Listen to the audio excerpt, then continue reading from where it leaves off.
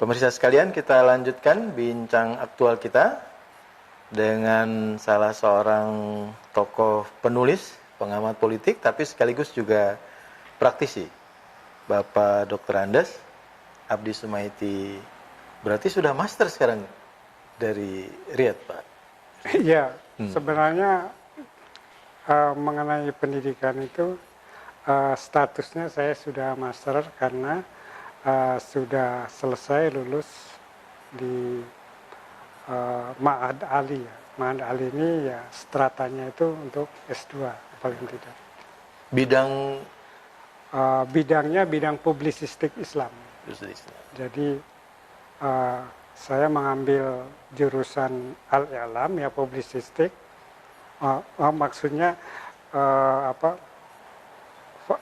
fakultasnya itu lembaganya itu tentang publisistik ya. Terus mengambil jurusan publisistik Islam. Jadi selain sebagai seorang penulis, beliau aktif di Dewan Dakwah Islamiyah Indonesia ya. Tapi juga beliau akhirnya terpilih sebagai anggota DPD RI untuk daerah Banten ya, Provinsi Banten. Nah, anak-anak muda sekarang juga kritis nih, Pak Abdi nih. Jadi mereka juga melihat para tokoh senior tuanya ketika di lembaga politik, parlemen misalnya tidak menjalankan prinsip-prinsip atau nilai-nilai politik. Gimana? Iya, jadi memang secara pengalaman ya, memang ya tidak mudah artinya ya dalam situasi yang seperti kita ketahui sekarang ini untuk tetap konsisten ya seorang anggota legislatif itu konsisten dengan nilai-nilai yang telah diyakininya. Itu tidak mudah dan ini merupakan sunatullah, merupakan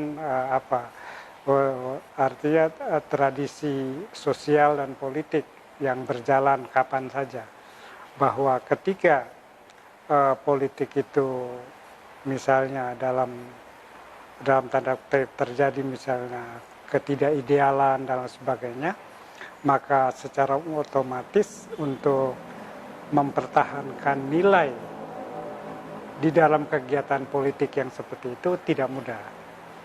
Tapi justru sebenarnya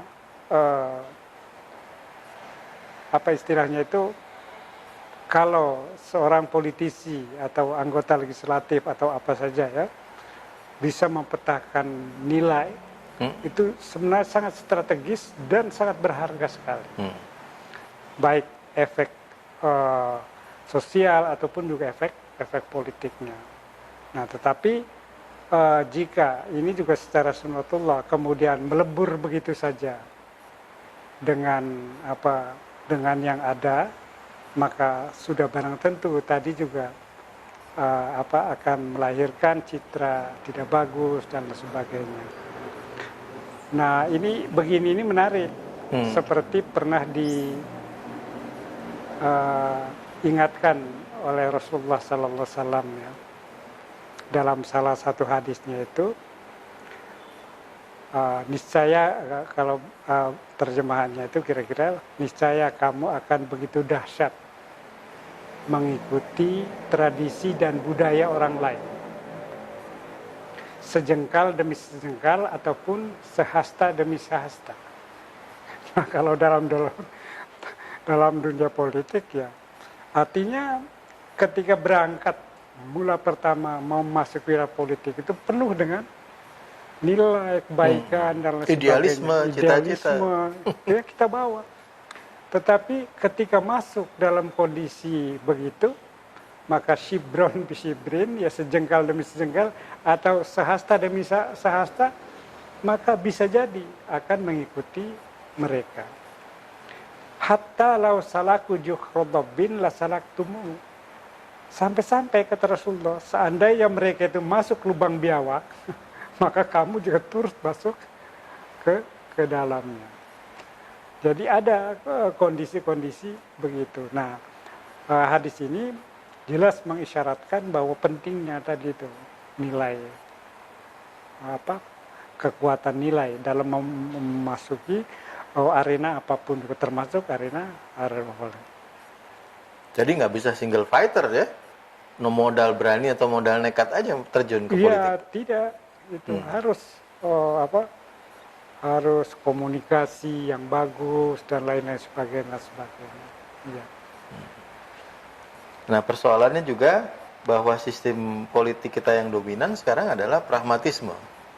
Jadi seolah-olah kalau masuk dengan idealisme itu jadi orang asing, makhluk angkasa luar, kira-kira Ya. begitu. Bagaimana itu Iya, mempertahankan identitas? Betul.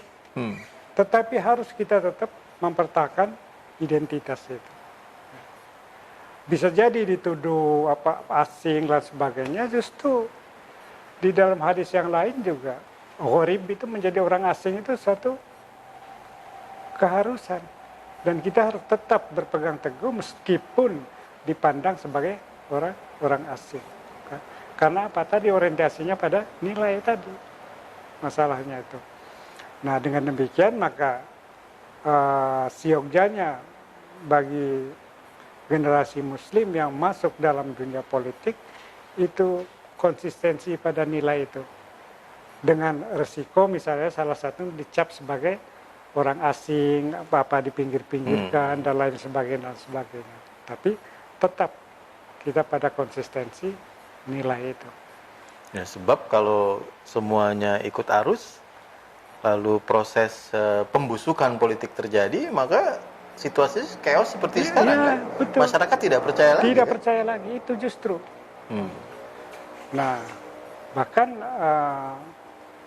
sekarang juga umat Islam di Indonesia kan mulai ditampilkan kan opini-opini apa yang disebut partai Islam ideologis dan sebagainya.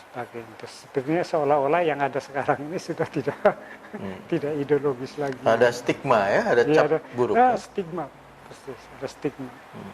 Kenapa stigma itu muncul? Karena tadi masalahnya masuk lubang biawak itu masalahnya. Ya.